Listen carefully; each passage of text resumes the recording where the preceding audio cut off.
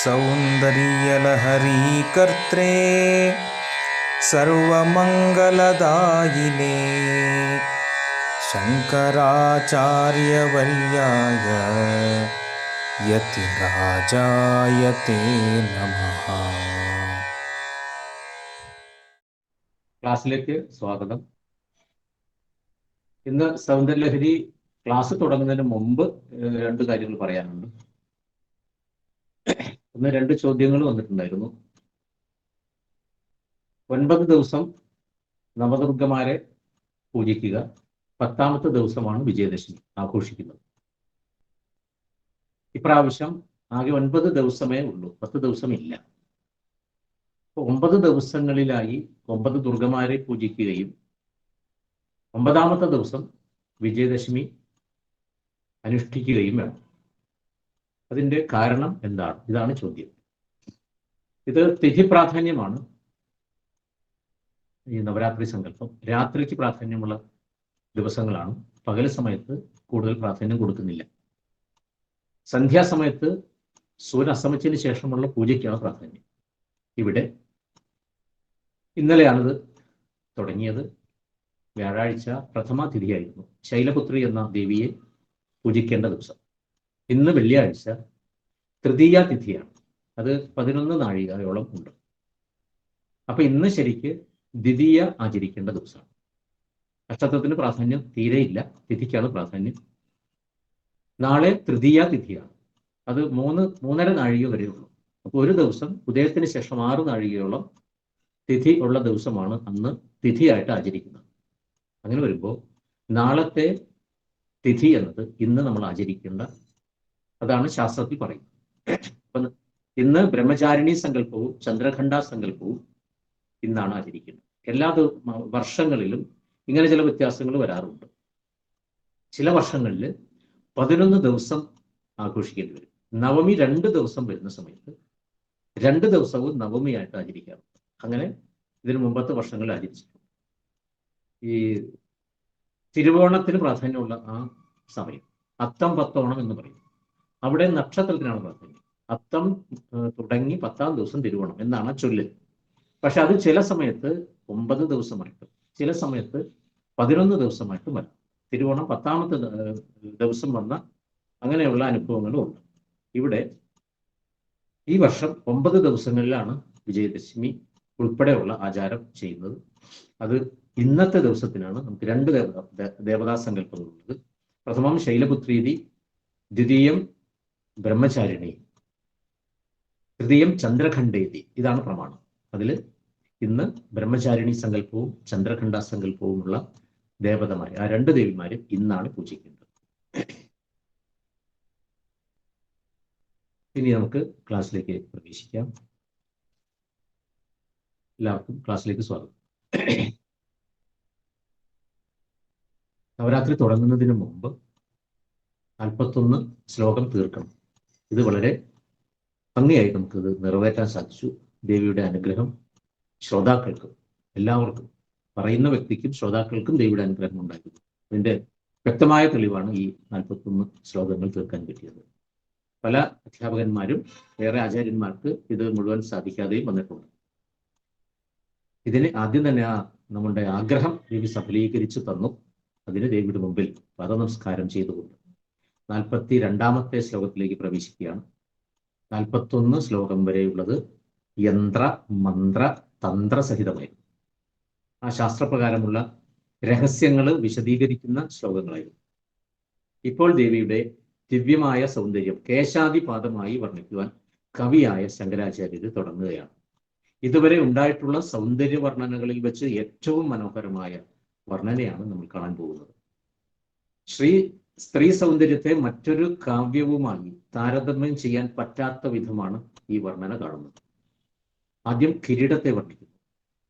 മനോവികാസം കിട്ടാത്ത സാധാരണക്കാർക്ക് വേണ്ടിയാണ് ഈ സ്ഥൂലരൂപ വർണ്ണന. ഇതിനു മുമ്പേ പറഞ്ഞു സ്ഥൂലം, സൂക്ഷ്മം, പരം, ബഹിർയാഗം, അന്തർയാഗം, ഭാവന, ഇങ്ങനെയുള്ള 3 തരത്തിലുള്ള ഉപാസനയിൽ ആദ്യം സാധാരണക്കാരനായ ഒരു ഭക്തൻ കാണുന്നത് ദേവിയുടെ സ്ഥൂലരൂപമാണ്. ആചാര്യസ്വാമികൾ ആദ്യം ദേവിയെ കണ്ട സമയത്ത് ദേവിയുടെ മുഖത്ത് ആ ശിരസിൽ വെച്ചിരിക്കുന്ന കിരീടമാണ് ആദ്യം. അതുകൊണ്ട് ആദ്യം കിരീടത്തെയാണ് പറഞ്ഞത്. ഈ സ്ഥൂലോപാസനയിൽ കൂടിയാണ് സൂക്ഷ്മോപാസനയിലേക്ക് പ്രവേശിക്കേണ്ടത്. ആദ്യം സ്ഥൂലോപാസന. 42-ാമത്തെ ശ്ലോകം. ഗതൈർ മാണിക്യത്വം ഗഗനമണിഭി സാന്ദ്രഘടിതം കിരീടം തേ ഹൈമം ഹിമഗിരിസുതേ കീർത്തയതിയ സ നീടേയ ഛായാചുരണശബളം ചന്ദ്രശകലം ധനു ശൗനാസീരം കിമിതി ന നിബദ്ധനാതി കൃഷ്ണാം.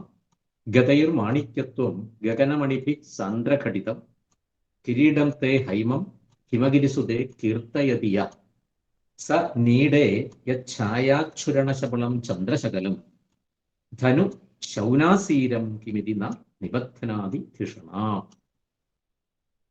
ഗതൈഹി മാണിക്യത്വം ഗഗനമണിഭിഃ സാന്ദ്രഘടിതം കിരീടം തേ ഹൈമം ഹിമഗിരിസുതേ കീർത്തയതി യഹ സ നീടേയച്ഛായാച്ഛുരണശബളം ചന്ദ്രശകലം ധനു ശൗനാസീരം കിം ഇതി ന നിബദ്ധനാതി ധിഷണാം. ഗതൈഹി മാണിക്യത്വം ഗതൈർ മാണിക്യത്വം. അവിടെ വിസർഗം രേഖമായിട്ട് കിം ഇതി കിമിതി. അന്യം നോക്കുക. ഹേ ഹിമഗിരിസുതേ മാണിക്യത്വം ഗതൈഹി ഗഗനമണിഭിഃ സാന്ദ്രഘടിതം തേ ഹൈമം കിരീടം യഹ കീർത്തയതി സഹ നീടേയച്ഛായാച്ഛുരണശബളം ചന്ദ്രശകലം ശൗനാസീരം ധനുഃ ഇതി ധിഷണാം കിം ന നിബദ്ധനാതി. ഹേ ഹിമഗിരിസുതേ മാണിക്യത്വം ഗതൈഹി ഗഗനമണിഭിഃ മാണിക്യത്വം ഗതൈഹി ഗഗനമണിഭിഃ സാന്ദ്രഘടിതം തേ ഹൈമം കിരീടം സാന്ദ്രഘടിതം തേ ഹൈമം കിരീടം യഹ കീർത്തയതി. ഹൈമം കിരീടം യഹ കീർത്തയതി സഹ യഹ കീർത്തയതി സഹ നീടേയച്ഛായാച്ഛുരണശബളം. ഒറ്റ പദമാണ്. നീടേയച്ഛായാച്ഛുരണശബളം ചന്ദ്രശകലം. നീടേയച്ഛായാച്ഛുരണശബളം ചന്ദ്രശകലം ശൗനാസീരം ധനുഃ ശൗനാസീരം ധനുഃ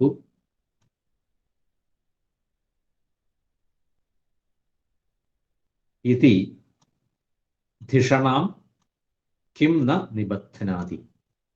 ഇതി ധിഷണാം കിം ന നിബദ്ധനാതി. നീടേയച്ഛായാച്ഛുരണശബളം ചന്ദ്രശകലം ശൗനാസീരം ധനുഃ ഇതി ധിഷണാം കിം ന നിബദ്ധനാതി. ശൗനാസീരം ധനുഃ ഇതി ധിഷണാം കിം ന നിബദ്ധനാതി.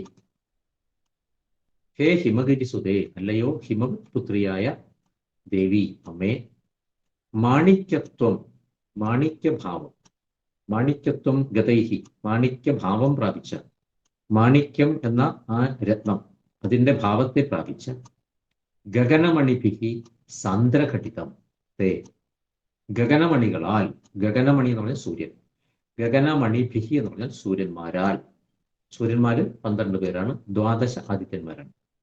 ആ ഗഗനമണികളാൽ 12 ആദിത്യന്മാരാൽ സാന്ദ്രഘടിതം തേ ഹൈമം കിരീടം. സാന്ദ്രം എന്ന് പറഞ്ഞാൽ ഇടയില്ലാത്തത്, കൂട്ടിച്ചേർത്ത് വെച്ചിരിക്കുന്ന, ഇടയില്ലാത്ത വിധത്തിൽ ചേർക്കപ്പെട്ട നിൻ തിരുവടിയുടെ തേ അമ്മയുടെ ഹൈമം കിരീടം. ഹേമം എന്ന് പറഞ്ഞാൽ സ്വർണം, സ്വർണമയമായ കിരീടം. ആ കിരീടത്തെയാണ് ധ്യാനിക്കുന്നത്. ആ കിരീടത്തെ യഹ കീർത്തയതി, യാതൊരുവൻ കീർത്തിക്കുന്നുവോ ധ്യാനിക്കുന്നുവോ, സഹ അവൻ നീടേയച്ഛായാച്ഛുരണശബളം. നീടേയം എന്ന് പറഞ്ഞാൽ നീടം ഗോളാകൃതിയിലുള്ള രത്നസമൂഹം, ഗോളാകാരത്തിലുള്ള കിരീടത്തിൽ പതിച്ച രത്നസമൂഹത്തിന്റെ ചുരണം എന്ന് പറഞ്ഞാൽ വ്യാപ്തി, അതിൻ്റെ ആ ശോഭ വ്യാപിച്ചിരിക്കുന്നു. നീടേയച്ഛായാച്ഛുരണശബളം. ശബളം ചിത്രവർണ്ണമായത്, വിചിത്രമായ വർണ്ണങ്ങൾ. ഈ രത്നങ്ങൾ ഇങ്ങനെ കിരീടത്തിൽ പതിച്ചതുകൊണ്ട് അതിന്റെ ശോഭ, കാന്തി പുറത്ത് പ്രകാശിച്ചുകൊണ്ടേയിരിക്കുന്നു. നീടേയ ഛായ ചുരണശബളം, ഗോളാകൃതിയായിരിക്കുന്ന കിരീടത്തിൽ പതിച്ച രത്നസമൂഹത്തിന്റെ വ്യാപ്തി കൊണ്ട്, അതിന്റെ പ്രകാശം കൊണ്ട് ചിത്രവർണ്ണമായി, വിചിത്രവർണ്ണമായിരിക്കുന്നു. പലതരത്തിലുള്ള വർണ്ണങ്ങൾ ഇങ്ങനെ വന്നുകൊണ്ടിരിക്കുന്നു എന്ന് തോന്നുമാണ്. ചന്ദ്രശകലം, ചന്ദ്രക്കലയെ ശൗനാസീരം ധനുഹു ഇതി ധിഷണാം കിംന നിബധ്നാതി.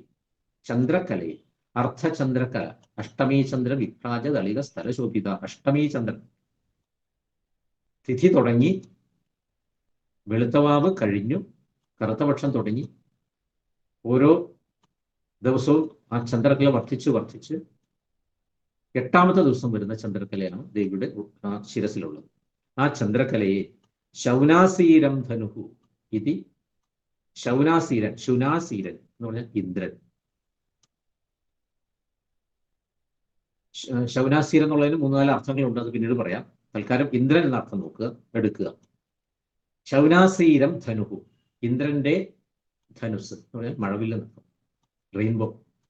ഇതി ധിഷണാം കിംന നിബധ്നാതി, എന്നിപ്രകാരം ബുദ്ധിയെ എങ്ങനെയാണ് ജനിപ്പിക്കാതിരിക്കുന്നത്, എങ്ങനെയാണ് സങ്കല്പിക്കാതിരിക്കുന്നത്? സങ്കല്പിക്കുക തന്നെ ചെയ്യും.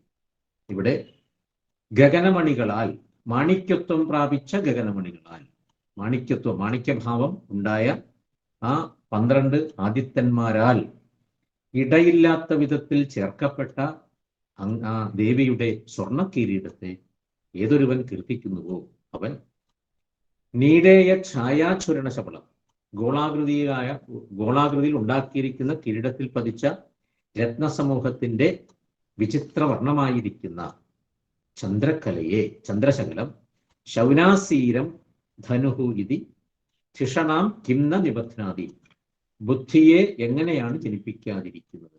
ആ രത്നങ്ങളുടെ പ്രകാശം കൊണ്ട് ചന്ദ്രക്കല ഒരു മഴവില്ല് പോലെ ആചാര്യസ്വാമികൾക്ക് തോന്നി. ഇതാണ് വർണ്ണന. ഹിമവത് പുത്രിയായ അല്ലയോ ദേവി, മാണിക്യഭാവത്തെ പ്രാപിച്ചിരിക്കുന്ന സൂര്യന്മാരാൽ സാന്ദ്രമായ വിധത്തിൽ ഘടിപ്പിക്കപ്പെട്ട നിൻതിരുവടിയുടെ സുവർണ കിരീടത്തെ ഏതൊരുവൻ കീർത്തിക്കുന്നുവോ അവൻ. ആ കിരീടം എങ്ങനെയാണ്? മാണിക്യഭാവം. സൂര്യന്റെ രത്നമാണ് മാണിക്യം. മാണിക്യത്തിന്റെ നിറം ഏകദേശം ഒരു ചുവന്ന കളറാണ്. ആ അതിന്റെ ശോഭ പുറത്തേക്ക് വരുന്ന, പ്രാപിച്ചിരിക്കുന്ന സൂര്യന്മാരാൽ സാന്ദ്രമായ വിധത്തിൽ ഘടിപ്പിക്കപ്പെട്ട ആ കിരീടത്തെ ഏതൊരു ഉപാസകൻ ധ്യാനിക്കുന്നുവോ, കീർത്തിക്കുന്നുവോ അവൻ, ആ കവീന്ദ്രൻ എന്ന് തന്നെയാണ് വ്യാഖ്യാനിച്ചിരിക്കുന്നത്. ഗോളാകാരമായ കിരീടത്തിൽ പതിച്ചിട്ടുള്ള രത്നങ്ങളിൽ നിന്ന് പ്രസരിക്കുന്ന കാന്തിപ്രഭാവം തട്ടി വർണ്ണശബളമായിത്തീരുന്ന ചന്ദ്രക്കലയെ മഴവില്ലാണെന്ന് ആരാണ് സങ്കല്പിക്കാതിരിക്കുന്നത്? ഇത് മഴവില്ല് തന്നെയാണെന്ന് ഉൽപ്രേക്ഷിക്കുക. ഉൽപ്രേക്ഷ അലങ്കാരമാണ്. ഇതിൽ അനവധി അലങ്കാരങ്ങളാണ് ഒരു ശ്ലോകത്തിൽ കാണാൻ സാധിക്കുന്നത്. ശിരസ് തൊട്ട് തുടങ്ങി ദേവിയുടെ സ്ഥൂലരൂപം ശങ്കരാചാര്യർ ആലങ്കാരിക ഭാഷയിൽ വർണ്ണിക്കുവാൻ ആരംഭിക്കുകയാണ്. രത്നഖചിതമാണ് ദേവിയുടെ ശിരോഭൂഷണം, കിരീടം. അത്യന്തം പ്രകാശമാനമായ 12 മാണിക്യക്കല്ലുകൾ ആ സുവർണ കിരീടത്തെ പ്രകാശിപ്പിക്കുന്നു. ഇടയ്ക്ക് അല്പം പോലും അകലമില്ലാതെ കല്ലുകൾ പതിച്ചിരിക്കുന്നുവെന്ന് കാണിക്കാനാണ് സാന്ദ്രഘടിതം. ഇടയ്ക്ക് സ്പേസുകളിൽ ഇങ്ങനെ അടുക്കി വെച്ചിരിക്കുകയാണ്. അതാണ് അതിന്റെ സൗന്ദര്യം. 12 ആദിത്യന്മാർ മാണിക്യത്വത്തെ സ്വീകരിച്ച് ദേവിയുടെ കിരീടത്തിൽ അലങ്കാരമായി ഭവിച്ചിരിക്കുന്നു എന്ന് പറയുന്നത് കൊണ്ട് രത്നങ്ങളുടെ പ്രഭാതിശയം, ആ അതിശയമായിരിക്കുന്ന പ്രഭയെ വ്യഞ്ചിപ്പിക്കുന്നു. സർവാരുണയായ ദേവിയുടെ കിരീടത്തിലെ രത്നങ്ങളും അരുണപ്രഭങ്ങളാണ് എന്ന് മാണിക്യം എന്ന പദം സൂചിപ്പിക്കുന്നു. ദേവിയുടെ ആ ആഭരണങ്ങൾ, ദേവിയുടെ ചെവിയിൽ ചൂടിയിരിക്കുന്ന പുഷ്പം, ദേവിയുടെ വസ്ത്രം, ഇതെല്ലാം ചുവന്ന നിറമാണ്. ഇവിടെ ഈ മാണിക്യരത്നവും ചുവപ്പ് തന്നെയാണ്. അങ്ങനെയുള്ള ആ രത്നത്തെയാണ് കിരീടത്തിൽ പതിച്ചിരിക്കുന്നത്. അങ്ങനെയുള്ള ആ കിരീടത്തെ വർണ്ണിക്കാൻ ഒരു കവി തുനിയുമ്പോൾ കിരീടത്തിന്റെ മറ്റൊരു മുഖ്യ അലങ്കാരമായ ചന്ദ്രക്കലയെയും അയാൾ വർണ്ണിക്കേണ്ടി വരും. കിരീടത്തെ വർണ്ണിക്കുന്ന കവിയായിരിക്കുന്ന ശങ്കരാചാര്യർക്ക് ചന്ദ്രക്കലയെ കാണുന്ന സമയത്ത് അതും വർണ്ണിക്കേണ്ടി വന്നു. സ്വഭാവേന ചന്ദ്രക്കല ശുദ്ധവും ശീതളവുമായ കാന്തി ഉള്ളതാണെങ്കിലും കിരീടത്തിലുള്ള രത്നങ്ങളിൽ നിന്ന് പ്രസരിക്കുന്ന കാന്തി തട്ടി ചന്ദ്രക്കല വർണ്ണശബളമായി വിചിത്ര വർണ്ണങ്ങളായി കാണപ്പെടുന്നത് കൊണ്ട് അത് ഇന്ദ്രചാപമല്ലേ എന്ന സംശയം കവിക്ക് ഉണ്ടായി. ഇത് തന്നെ നമ്മൾക്കും ഉണ്ടാകാം. ഇത് രത്നങ്ങളിൽ നിന്ന് വരുന്ന ആ പ്രഭ തട്ടി ചന്ദ്രക്കല വിചിത്രവർണ്ണമായി ശോഭിച്ചു. ഇത് കണ്ട ശങ്കരാചാര്യ പറയുന്നത് ആർക്കാണ് ഇത് മഴവില്ല് അല്ല എന്ന് തോന്നാതിരിക്കുന്നത്, ഇത് മഴവില്ല് തന്നെ എന്ന് അവർക്ക് തോന്നും എന്നർത്ഥം. ഇതിനു മുമ്പ് പറയാത്ത ഒരു കാര്യം, ഒരു ശ്ലോകത്തിൽ അനവധി അലങ്കാരങ്ങളാണ് ഇതിൽ ഘടിപ്പിച്ചിരിക്കുന്നത് എന്ന് പറയുമ്പോൾ സാധാരണ കാളിദാസൻ മുതലായ കവികൾ കാവ്യത്തിൽ ഒരു അലങ്കാരമോ രണ്ട് അലങ്കാരമോ സൂചിപ്പിക്കാറുള്ളത്. ഇവിടെ 5 അലങ്കാരങ്ങൾ വരെയാണ് ഈ ശ്ലോകത്തിലുള്ളത്. ഒന്ന് ഉത്പ്രേക്ഷാലങ്കാരം, 2 അപഹ്നവാലങ്കാരം, സന്ദേഹാലങ്കാരം, അതിശയോക്തി, സാമാന്യോക്തി. ഉത്പ്രേക്ഷ, അപന്നവം, സന്ദേഹം, അതിശയോക്തി, സാമാന്യോക്തി. ഇതിലേതാണ് ഇവിടെ ഉള്ളത്? എല്ലാം ഉണ്ടോ? ഏതെങ്കിലും ഒന്ന് മാത്രമാണോ? ഇതെല്ലാം മറ്റുള്ള കവികൾക്ക് സംശയമുണ്ടാകും. ഇത്രയും അലങ്കാരങ്ങളോടുകൂടി അനവധി ശ്ലോകങ്ങൾ സൗന്ദര്യലഹരിയിലുണ്ട്. ഇതിനു മുമ്പും വന്നിട്ടുണ്ട്. അത് നമ്മുടെ വിഷയമല്ലാത്തത് കൊണ്ട് മാത്രമാണ് അത് പറയാതിരുന്നത്. ഏത് അലങ്കാരമാണ് എന്ന് പറയേണ്ട വിശദീകരണത്തിന്റെ ആവശ്യമില്ല.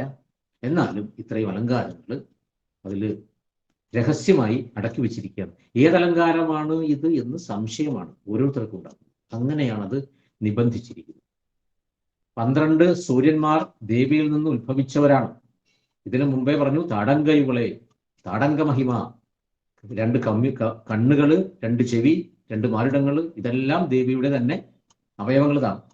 അവർ ദേവിയെ ഉപാസിക്കുവാനുള്ള ആഗ്രഹം നിമിത്തം ദേവിയുടെ സുവർണ കിരീടത്തിലെ രത്നഭാവത്തെ പ്രാപിച്ചിരിക്കുന്നു. സ്വർണ കിരീട രത്നങ്ങളായി ഭവിച്ചിരിക്കുന്നു. സുനാസീരൻ എന്ന് പറഞ്ഞാൽ ഇന്ദ്രൻ. ഒന്ന് ഉദാസീനൻ എന്നർത്ഥം. സുനാസീര ശബ്ദത്തിന് 3 അർത്ഥമാണ്. ഒന്ന് ഉദാസീനൻ, ഒരു അലസത, മൗഢ്യമുള്ളവൻ. 2 ശോഭയുള്ള സേനാമുഖമുള്ളവൻ. 3 ഭൂമിയിൽ മഴ പെയ്യിച്ച് കലപ്പകൾ കൊണ്ട് ഉഴുതുമറിക്കുവാൻ ഇടവരുത്തുന്നവൻ. മഴ പെയ്യ്ക്കുന്ന ഇന്ദ്രൻ. ഇപ്പൊ 3 അർത്ഥമാണ് ഇതിലുള്ളത്. ഈ ശ്ലോകത്തില് കിരീട മന്ത്രമാഹാത്മ്യം രഹസ്യമായി ഉൾപ്പെടുത്തിയിരിക്കുന്നു. അപ്പൊ ഓരോ ശ്ലോകത്തിലും രഹസ്യാർത്ഥങ്ങളുണ്ട്. ഈ ശ്ലോകത്തില് ദേവിയുടെ കിരീടവുമായി ബന്ധപ്പെട്ട ഒരു രഹസ്യ മന്ത്രമുണ്ട്. ഈ മന്ത്രം നിങ്ങൾ ജപിക്കേണ്ട കാര്യമില്ല. എന്തുകൊണ്ടെന്നാൽ നിങ്ങൾക്ക് ദീക്ഷയില്ല, ഗുരുപദേശമില്ല. അപ്പൊ ഈ ശ്ലോകം വായിച്ചു കഴിഞ്ഞാൽ ആ മന്ത്രം നിങ്ങൾ ജപിക്കുന്ന ഫലം നിങ്ങൾക്ക് കിട്ടും. ആ മന്ത്രം ഇതാണ്: ഓം ഹൈമകിരീടായ സഹസ്രാദിത്യ തേജസ്സേ നമഃ. ഓം ഹൈമകിരീടായ സഹസ്രാദിത്യ തേജസ്സേ നമഃ. മന്ത്രം ജപിക്കാൻ പാടില്ല, ഉപദേശം വേണം.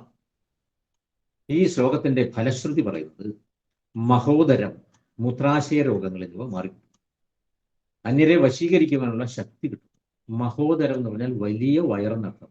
ചില ആളുകളുടെ വയറ് വലുപ്പമായിരിക്കും. അതിൻ്റെ അകത്ത് ചില കുടലുമായി ബന്ധപ്പെട്ടതും മറ്റുള്ള അവയവങ്ങളുമായി ബന്ധപ്പെട്ട ആ അവയവങ്ങളുടെ വളർച്ച കൂടുതലായിരിക്കും. അങ്ങനെ വയറ് വലുതായി വരും. ഇതിനൊന്നും സാധാരണ മരുന്നുകൾ വളരെ കുറവാണെന്ന് പറയുന്നു. പക്ഷെ ആ രോഗത്തെ മാറ്റുവാനുള്ള ശക്തി ഈ ശ്ലോകത്തിനുണ്ടെന്ന് പറയുന്നു. മൂത്രാശയ സംബന്ധമായ രോഗങ്ങൾ, അത് പുരുഷനാവട്ടെ സ്ത്രീയാവട്ടെ, അതും മാറ്റാൻ സാധ്യമാകും. 43-ാമത്തെ ശ്ലോകത്തിലേക്ക് പ്രവേശിക്കാം. കിരീടത്തെ വർണ്ണിച്ചതിന് ശേഷം തിരുമുടിക്കെട്ടിനെയും അതിൽ അണിഞ്ഞിരിക്കുന്ന ദേവവൃക്ഷത്തിൽ നിന്നും എടുത്തിട്ടുള്ള പൂക്കളെയും പറ്റി വർണ്ണിക്കുന്നു. ദേവിയുടെ ശിരസിൽ തലയിൽ വെച്ചിരിക്കുന്ന പൂക്കള് ദേവവൃക്ഷത്തിൽ നിന്ന് കൊണ്ടുവന്ന, ദേവവൃക്ഷം തന്നെ ദേവിയുടെ പൂന്തോട്ടത്തിലുണ്ട്. അതിലെ പൂക്കളാണ് ദേവിയുടെ ആ തലയിൽ ചൂടിയിരിക്കുന്നത്. ആ പൂക്കളെ പറ്റിയാണ് വർണ്ണിക്കുന്നത്. ധുനോദ് ധ്വാന്തം നസ്തുലിത ദലിത ഇന്ദീവരവനം ഘനസ്നിഗ്ധശ്ലക്ഷ്ണം ചികുര നികുരുംബം തവശിവേ യദീയം സൗരഭ്യം സഹജമുപലബ്ധും സുമനസോ വസന്ത്യസ്മിന്മന്യേ വലമഥന വാടീവിടപിനാം. ധുനോതു ധ്വാന്തം നിസ്തുലിത ദളിതേന്ദീവരവനം ഘനസ്നിഗ്ധശ്ലക്ഷ്ണം ചികുരനികുരുംബം തവ ശിവേ യദീയം സൗരഭ്യം സഹജമുപലബ്ധും സുമനസോ വസന്ത്യസ്മിന്മന്യേ വലമഥനവാടീവിടപിനാം ധുനോതു ധ്വാന്തം നിസ്തുലിത ദളിതേന്ദീവരവനം ഘനസ്നിഗ്ധശ്ലക്ഷ്ണം ചികുര നികുരുംബം തവ ശിവേ യദീയം സൗരഭ്യം സഹജം ഉപലബ്ധും സുമനസോ വസന്തി അസ്മിൻ മന്യേ വലമഥനവാടീവിടപിനാം. സഹജം ഉപലബ്ധും സഹജമുപലബ്ധും സുമനസോ വസന്തി സുമനസഃ വസന്തി സുമനസോ വസന്തി വസന്തി അസ്മിൻ വസന്ത്യസ്മിൻ നഹ തുലിത ദളിതേന്ദീവരവനം നസ്തുലിത ദളിതേന്ദീവരവനം നഹ തുലിത നസ്തുലിത. അന്വയം. ഹേ ശിവേ തുലിത ദളിതേന്ദീവരവനം ഘനസ്നിഗ്ധ ശ്ലക്ഷ്ണം തവ ചികുര നികുരുംബം നഹ ധ്വാന്തം ധുനോതു യദീയം സഹജം സൗരഭ്യം ഉപലബ്ധും വലമഥന വാടീവിടപിനാം സുമനസഃ അസ്മിൻ വസന്തി.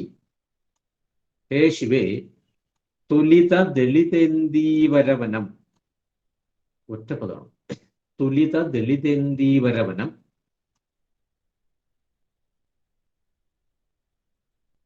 ഘനസ്നിഗ്ധ ശ്ലക്ഷ്ണം ഘനസ്നിഗ്ധ ശ്ലക്ഷ്ണം തുലിത ദളിതേന്ദീവരവനം ഘനസ്നിഗ്ധ ശ്ലക്ഷ്ണം തവ ചികുര നികുരുംബം തവ ചികുര നികുരുംബം നഹ ധ്വാന്തം ധുനോതു തവ ചികുര നികുരുംബം നഹ ധ്വാന്തം ധുനോതു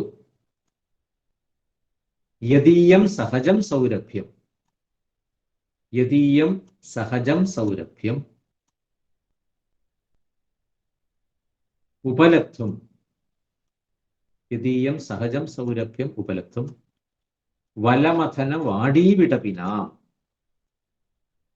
സഹജം സൗരഭ്യം ഉപലബ്ധും വലമഥന വാടീവിടപിനാം സുമനസഃ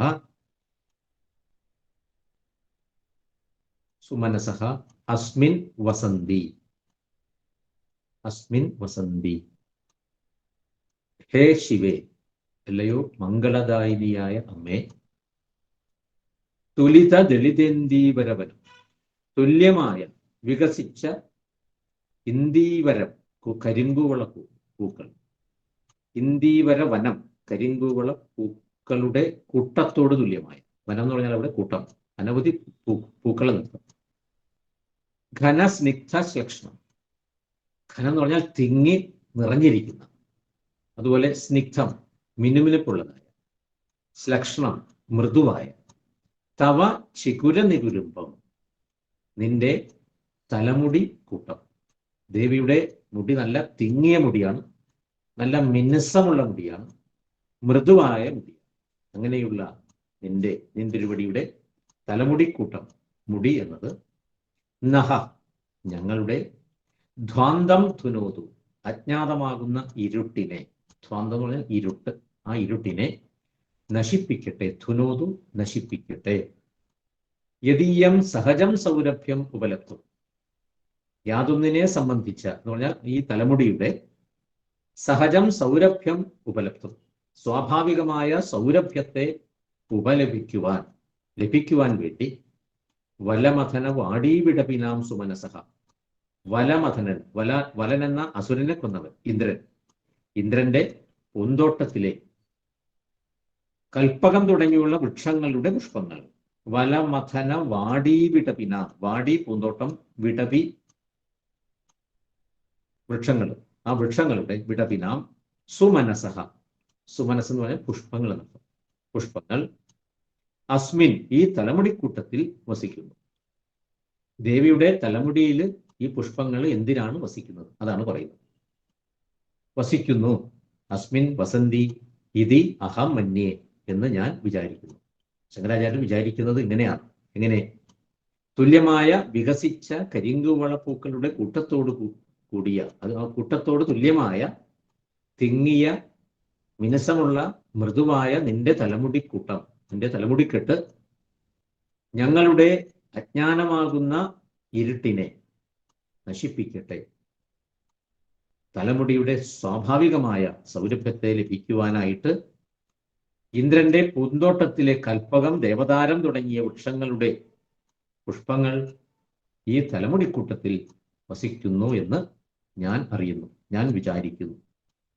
അല്ലയോ ദേവി, സർവമംഗളരൂപിണിയായ അമ്മേ, വികസിച്ച കരിങ്കുവള പൂക്കളുടെ കൂട്ടത്തോട് സദൃശമായതും ഇടതൂർന്നതും സ്നിഗ്ധവും മാർദ്ദവമുള്ളതുമായ നിൻ തിരുവടിയുടെ സമൃദ്ധമായ തലമുടി ഞങ്ങളുടെ മനസ്സിലുള്ള അജ്ഞാനമാകുന്ന അന്ധകാരത്തെ നശിപ്പിക്കട്ടെ. ആ തലമുടിയുടെ സ്വാഭാവികമായ സൗരഭ്യത്തെ ലഭിക്കുന്നതിനായി ഇന്ദ്രന്റെ പൂന്തോട്ടത്തിലുള്ള ദേവവൃക്ഷങ്ങളുടെ പുഷ്പങ്ങൾ നിൻ തിരുവടിയുടെ തലമുടിക്കെട്ടിൽ വസിക്കുന്നുവെന്ന് ഞാൻ വിചാരിച്ചു.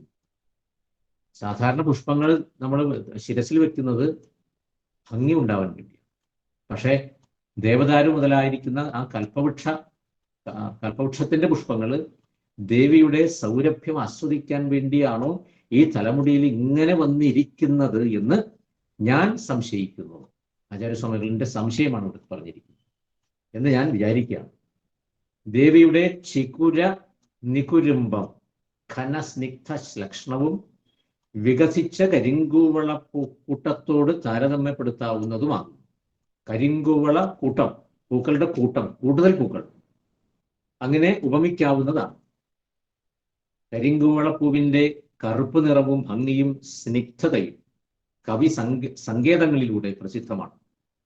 ഇടതിങ്ങി ചേർന്നിരിക്കുന്ന കരിങ്കൂവള കൂട്ടത്തോട് ദേവിയുടെ തലമുടിയെ താരതമ്യപ്പെടുത്തുമ്പോൾ തലമുടിയുടെ മനോഹാരിതയും കറുപ്പ് നിറവും ചുരുൾച്ചയും വ്യഞ്ചിക്കുന്നു.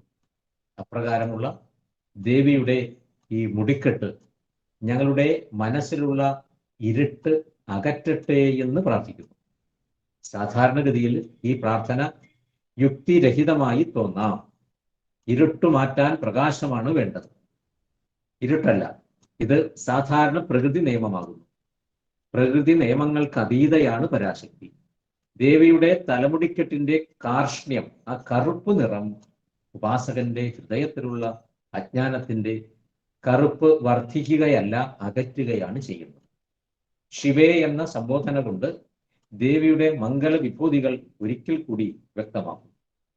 ഒരു പ്രകാശം തരണമെങ്കിൽ ഇരുട്ടിനെ മാറ്റുകയാണ് വേണ്ടത്. ഇവിടെ ദേവിയുടെ ആ മുടിയുടെ കറുപ്പ് നിറം നമ്മളുടെ അന്ധകാരത്തെ മാറ്റുന്നു. ഒരു വിപരീത സ്വഭാവമാണ് ഈ നിയമം ഇവിടെ കാണിച്ചിരിക്കുന്നത്. ഘനസ്നിഗ്ധ ശ്ലക്ഷണമായ ചികുര നികുരുംബത്തിൽ ചൂടിയിട്ടുള്ള പൂക്കൾ വല മന്മഥ വാടീ വിടവുകളിൽ വിടർന്നവയാണ്. ദേവേന്ദ്രന്റെ ഉദ്യാനത്തിലുള്ള കൽപ്പകാദി വൃക്ഷങ്ങളുടെ പൂക്കളാണ്. അർത്ഥിക്കുന്നവന് എന്തും കൊടുക്കുന്നവയാണ് ഈ കൽപ്പതരുക്കൾ, ഈ വൃക്ഷങ്ങൾ. ഇന്ദ്രാദി ദേവകൾ ദേവിയെ ആരാധിക്കുമ്പോൾ ദേവിക്ക് അർപ്പിച്ച ആ പൂക്കൾ ഭക്തവാത്സല്യം കൊണ്ട് ദേവി തൻ്റെ മുടിക്കെട്ടിൽ അണിഞ്ഞുവെന്ന് നമുക്ക് കരുതാം. ആ പൂക്കൾ ദേവിയുടെ മുടിക്കെട്ടിൽ സ്ഥിതി ചെയ്യുന്നത് മുടിക്കെട്ടിന്റെ സഹജ സൗരഭ്യം തങ്ങൾക്ക് കൂടി സംപ്രാപ്തമാകട്ടെ എന്ന് കരുതിയിട്ടാണെന്ന് ഇവിടെ ശങ്കരാചാര്യർ ഉത്പ്രേക്ഷിക്കുന്നു. സാധാരണ സ്ത്രീകൾ തലമുടിയിൽ പൂ ചൂടുന്നത് പൂവിന്റെ സൗരഭ്യം മുടിക്ക് ലഭിക്കുവാൻ വേണ്ടിയും പൂവിന്റെ സൗന്ദര്യം കൊണ്ട് തങ്ങളുടെ മുഖശ്രീയെ വർദ്ധിപ്പിക്കുന്നതിനും കൂടിയാണ്. ഇവിടെ നേരെ വിപരീതമാണ് സ്ഥിതി. ദേവിയുടെ മുടിക്കെട്ടിന്റെ സഹജ സൗരഭ്യം ആഗ്രഹിച്ചുകൊണ്ട് പൂക്കൾ ആ മുടിക്കെട്ടിനെ ആശ്രയിക്കുന്നു. അതും സാധാരണ പൂക്കളല്ല, കൽപ്പകാദി വൃക്ഷങ്ങളുടെ പൂക്കളാണ്.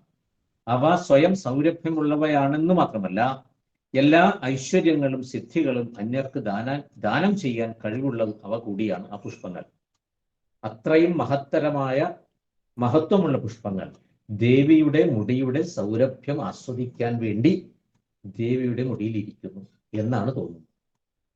ഈ പ്രപഞ്ചത്തിൽ സുന്ദരമായും ശ്രേഷ്ഠമായും എന്തെല്ലാമുണ്ടോ അതെല്ലാം ദേവിയുടെ വിഭൂതികളുടെ അല്പമാത്രമായ സ്ഫുരണങ്ങൾ മാത്രമാണെന്നും എല്ലാ സൗഭാഗ്യത്തിൻ്റെയും പ്രഭവസ്ഥാനം ജഗദീശ്വരി മാത്രമാണെന്നും ഇവിടെ വ്യഞ്ജിപ്പിക്കുന്നു.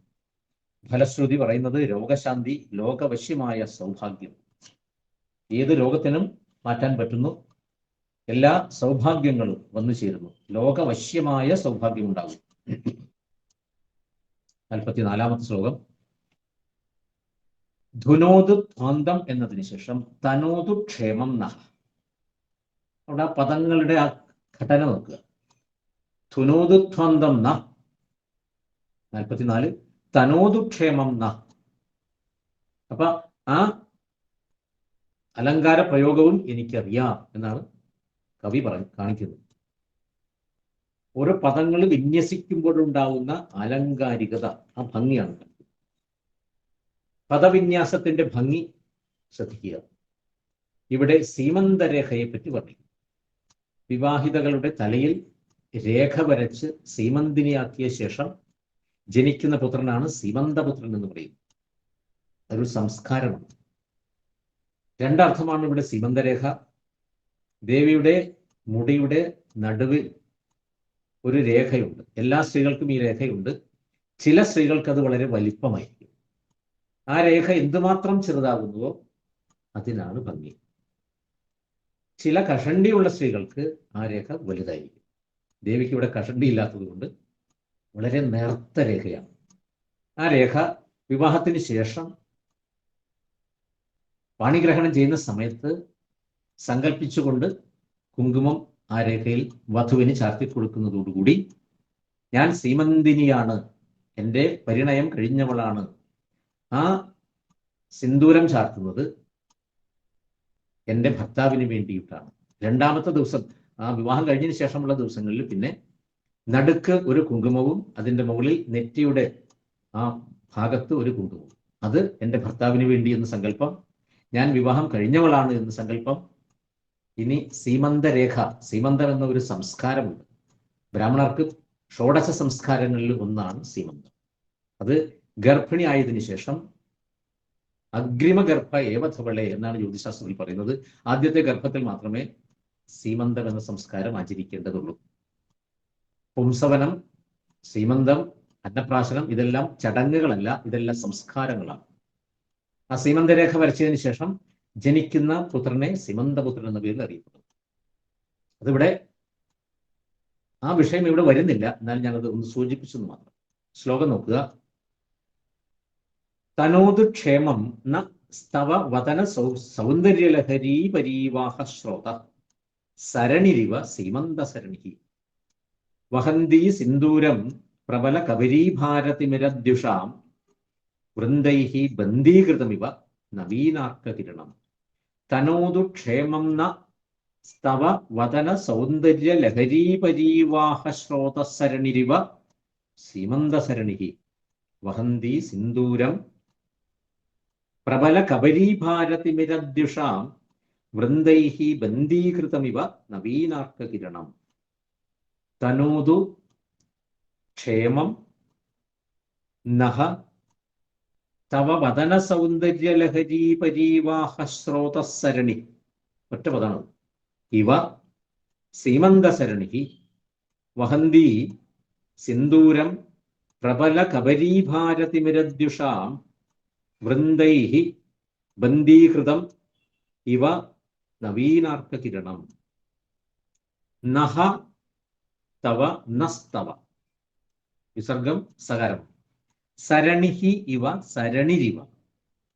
വൃന്ദൈഹി ബന്ധീകൃതം വൃന്ദൈർ ബന്ധീകൃതം.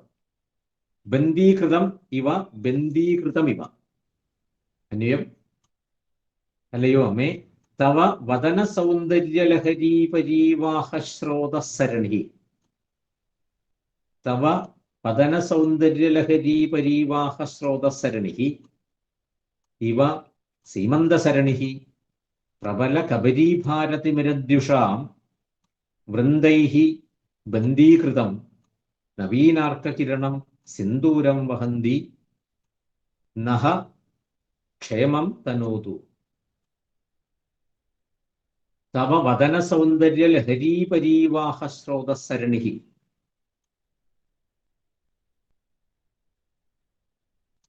വദന സൗന്ദര്യ ലഹരീ പരീവാഹ സ്രോതസരണി ഇവ സീമന്തസരണി പ്രബല കബരീഭാരതിമിരദ്യുഷാം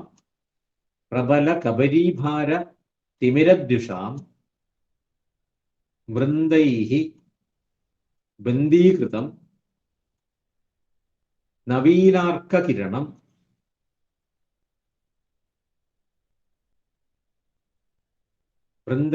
ബന്ധീകൃതം നവീനാർക്കകിരണം ഇവ സിന്ദൂരം വഹന്തി നഹ ക്ഷേമം തനോതു.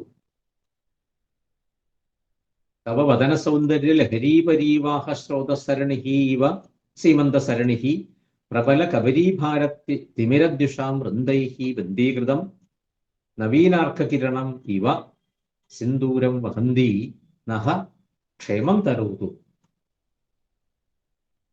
തവ വദന സൗന്ദര്യ ലഹരീ പരീവാഹ സ്രോത. വദനം മുഖം, സൗന്ദര്യം സുന്ദരഭാവം. അമ്മയുടെ മുഖത്തിന്റെ സുന്ദരഭാവത്തിന്റെ ലഹരി, ആധിക്യം. പരീവാഹം എന്ന് പറഞ്ഞാൽ പ്രവാഹം, അമ്മയുടെ സൗന്ദര്യത്തിന്റെ ആധിക്യത്തിന്റെ പ്രവാഹം. സ്രോത, അതിങ്ങനെ കവിഞ്ഞൊഴുകുകയാണ്, ഓവർഫ്ലോ ചെയ്തുകൊണ്ടിരിക്കുക പോലെ. സ്രോതസ് എന്ന് പറഞ്ഞാൽ നീർച്ചാല്, കവിഞ്ഞൊഴുകുന്ന ആ നീർച്ചാല്. സരണിഹി, മാർഗമാണോ എന്ന് തോന്നുമാറും. അമ്മയുടെ മുഖത്തിന്റെ സൗന്ദര്യഭാവത്തിന്റെ ആധിക്യം കൊണ്ടുള്ള പ്രവാഹം കവിഞ്ഞൊഴുകുന്ന ഒരു മാർഗമാണോ, വഴിയാണോ എന്ന് തോന്നുമാറും. ആ സീമന്തരേഖയെ പറ്റിയാണ് പറയുന്നത്. ഇവ സീമന്തസരണി, സീമന്തരേഖ, നെറ്റിയിൽ നിന്നും മുകളിലേക്കുള്ള രേഖ, ആ നടുഭാഗത്ത് വരച്ചതുപോലെയുള്ള ആ രേഖ, അതാണ് സീമന്തരേഖ. പ്രബല കബരീഭാരത്തിമിരദ്വിഷ, പ്രബലമായ കബരീഭാരം, തലമുടിക്കെട്ട്. തിമിരം, ഇരുട്ട്. ദിട്ട് എന്ന് പറഞ്ഞാൽ ശത്രു. തലമുടിക്കെട്ടാവുന്ന ഇരുട്ടാകുന്ന ശത്രുക്കളുടെ വൃന്ദൈഹി, സമൂഹങ്ങളാൽ, ബന്ധീകൃതം, ബന്ധനസ്ഥനായ, നവീനാർക്കകിരണം ഇവ, ഉദയസൂര്യന്റെ മുമ്പിലുള്ള കിരണം പോലെ. സൂര്യൻ ഉദിക്കുന്നതിന് മുമ്പെയാണ് നവീനാർക്കൻ വരുന്നത്. അരുണന്റെ ചുവന്ന കിരണം. സൂര്യോദയത്തിന് മുമ്പ് സൂര്യൻ ഉദിക്കുന്ന കിരണമാണ് അരുണൻ. അരുണോദയത്തിന് ശേഷമാണ് സൂര്യോദയം. പഞ്ചപഞ്ച ഉഷക്കാല സപ്തപഞ്ച അരുണോമത, ഇതാണ് അതിന്റെ പ്രമാണം. ഇവ സിന്ദൂരം വഹന്തി, സിന്ദൂരത്തെ വഹിക്കുന്നു. നഹ, ആ സീമന്തസരണി ഞങ്ങൾക്ക് ക്ഷേമം നൽകട്ടെ. അങ്ങനെയുള്ള ആ സീമന്തരേഖ ഞങ്ങൾക്ക് ക്ഷേമം ഉണ്ടാക്കി തരട്ടെ. അല്ലയോ അമ്മേ, നിൻ തിരുവടിയുടെ മുഖത്തിന്റെ സൗന്ദര്യാധിക്യ പ്രവാഹം കവിഞ്ഞൊഴുകുന്ന മാർഗം എന്ന പോലെയുള്ളതും, പ്രബലമായ കബരീഭാര തിമിരമാകുന്ന ശത്രു സമൂഹത്താൽ തടവിലാക്കപ്പെട്ട ബാലസൂര്യന്റെ കിരണങ്ങൾ എന്ന പോലെയുള്ളതുമായ സീമന്തരേഖ സിന്ദൂരത്തെ വഹിക്കുന്നു. ആ സീമന്തസരണി ഞങ്ങൾക്ക് ക്ഷേമം നൽകട്ടെ. ഇവിടെ ദേവിയുടെ സ്ഥൂലവർണ്ണനയാണ് കാണിക്കുന്നത്.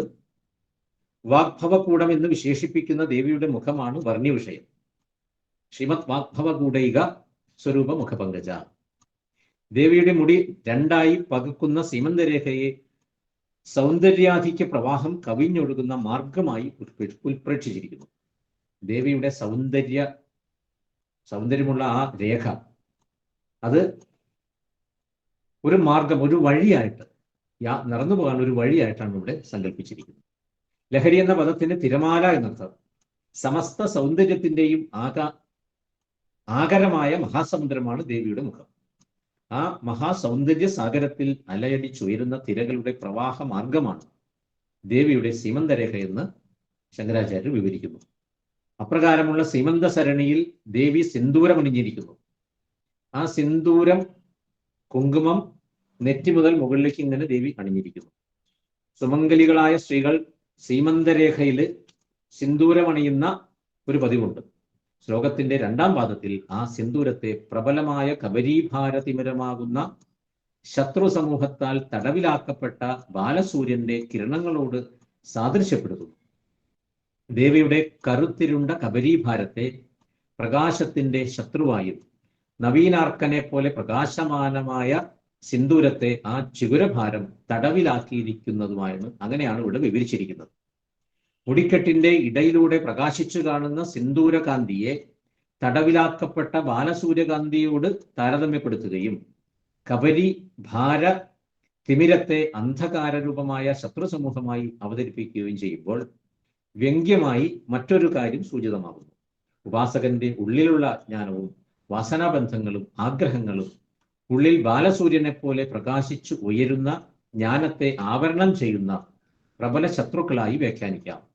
ആ ശത്രുക്കൾ ഒട്ടൊന്നുമല്ല എന്ന് കബരീഭാരം എന്ന പദം കുറിക്കുന്നു.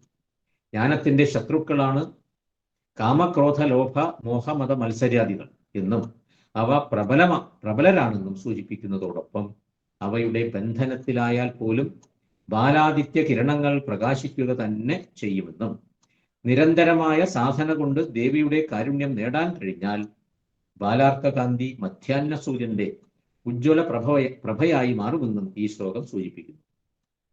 ഈ വധു സിന്ദൂരമണിയുന്നോടുകൂടി എല്ലാ ദിവസവും പിന്നെ അത് അണിയുകയാണ് ചെയ്യുന്നത്.